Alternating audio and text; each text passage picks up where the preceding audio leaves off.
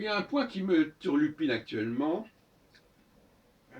c'est que j'ai mis en évidence le fait que Adam, ce n'est pas notre ancêtre, ce n'est pas l'ancêtre de l'humanité, c'est un être tout à fait particulier, à l'image de Dieu, et c'est simplement les traducteurs qui font croire que le mot Adam veut dire l'homme.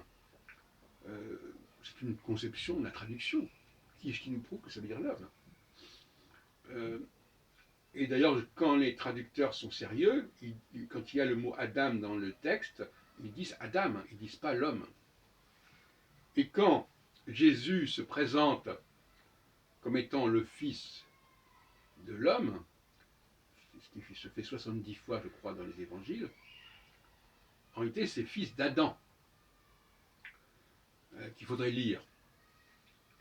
Et c'est pas n'importe qui est fils d'Adam. Dire que Jésus est un fils d'homme, c'est un sacrilège. C'est une façon de dire que Jésus est comme le premier venu. Alors on nous dit oui, mais c'est une façon de montrer qu'il est également homme. Non, non, mais c'est une plaisanterie. Adam est le fils de Dieu, et les fils de Dieu, les fils d'Adam, sont des fils d'Adam. Donc effectivement, Adam est le fils de Dieu, et Jésus est le fils d'Adam. Voilà comment il faut repenser la théologie chrétienne et biblique en général. Maintenant, ensuite, vous me direz, oui, mais alors si nous ne descendons pas d'Adam, nous descendons de qui? Eh bien, j'ai répondu déjà dans une autre vidéo que dans le chapitre 2 et 3 de la Genèse, la création de la femme nous fait apparaître deux noms hébraïques, le terme hébraïque nouveau, qui sont Ish et Isha. Elle sera Isha parce qu'elle vient de Ish. Ish, c'est masculin, et là, le fait d'ajouter A, ça fait le féminin. Ça, c'est une formation classique sur le plan linguistique. Donc, cela dit, je suis d'accord avec vous pour dire que le texte biblique n'est pas clair à ce sujet. À mon avis, il y a même des choses qui ont été supprimées. Parce qu'on nous parle tout d'un coup de la formation de Isha, alors même qu'on n'a pas encore parlé de Ish. Comme étrange. On dit, elle s'appellera Isha parce qu'elle vient de Ish. Mais on n'a pas dit qu'on avait créé la Isha à partir de Ish. Je veux dire, c'est pas clair dans le texte, c'est pas net. Il semble qu'il y ait une sorte de... C'est plus une interpolation, là, c'est carrément une extrapolation, c'est-à-dire qu'on a enlevé quelque chose. Donc, nous avons Ish, Isha, et nous descendons de Ish et Isha. Alors, qui a créé Ish et Isha? À partir de quoi ont-ils été créés? C'est une question qu'on peut se poser. Il ne faut peut-être pas non plus trop se casser la tête à ce sujet. Ish, c'est l'homme. Alors moi, j'aurais plutôt tendance à introduire un ménage à trois. Mais c'est à revoir, à repenser. Vous savez que ce qui est dans l'oralité, c'est justement ce qui est en train de se penser. C'est pas, quand on est en réalité, on n'est pas dans le définitif. On n'est pas dans l'écriture. L'écriture elle-même peut être modifiée, le cas échéant, bien entendu. Notamment sur Internet. Et le ménage à trois, le troisième personnage, c'est la machine. Alors certains diront, ce serait amusant de dire c'est le serpent. Puisque finalement, dans ce chapitre 2 et 3 de la Genèse, il y a l'homme, la femme, qui n'est pas encore Ève, attention, hein. Ève c'est encore le problème, et le serpent. Et le serpent, c'est le tentateur. Et la tentation, c'est aussi la technique, c'est la machine. Donc d'une certaine manière, c'est l'aliénation, la machine. Donc quelque part, le serpent, qu'on peut appeler aussi Satan si on veut, c'est une espèce de machine technologique qui apparaît également dans cet ensemble.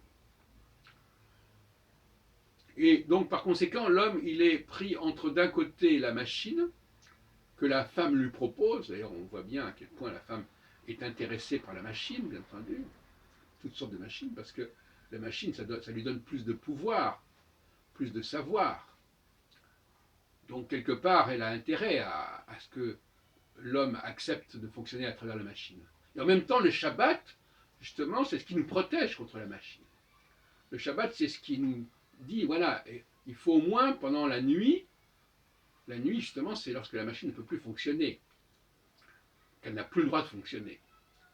Donc la Shabbat protège Ish contre le serpent et contre la Isha.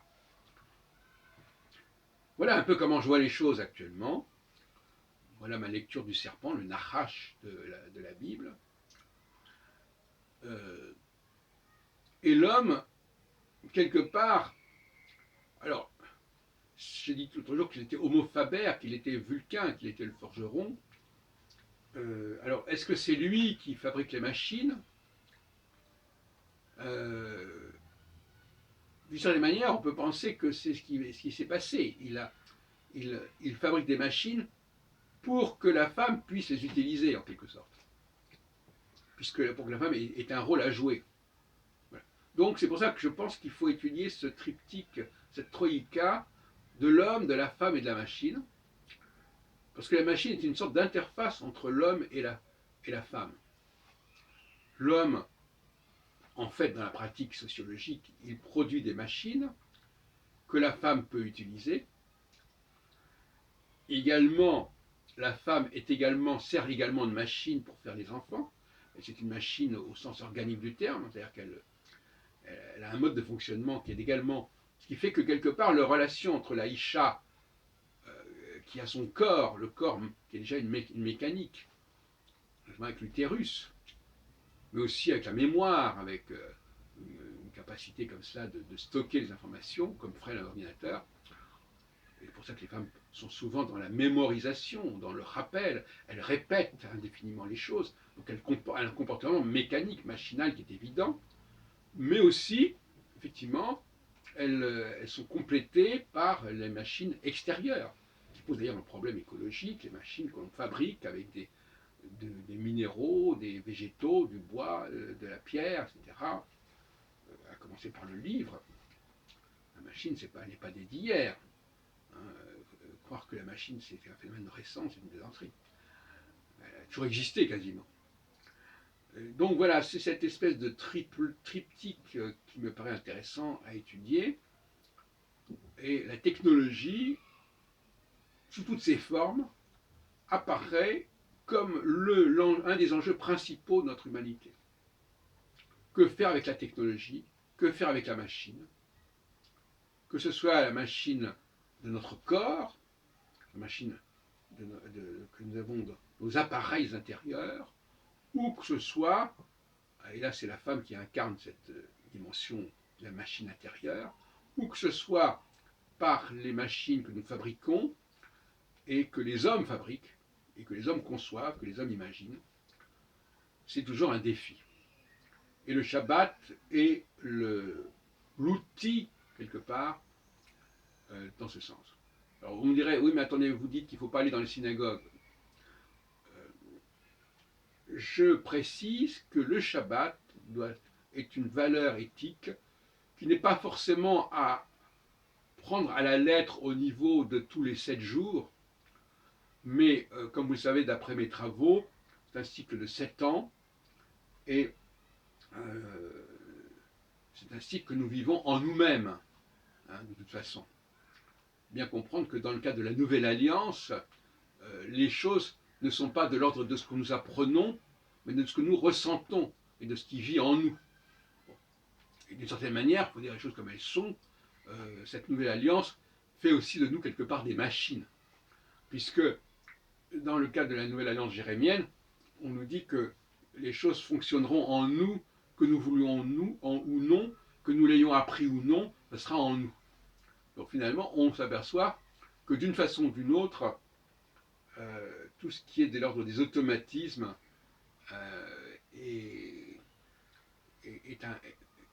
indissociable de la condition humaine, de toute façon. Voilà, je vous laisse sur ces réflexions.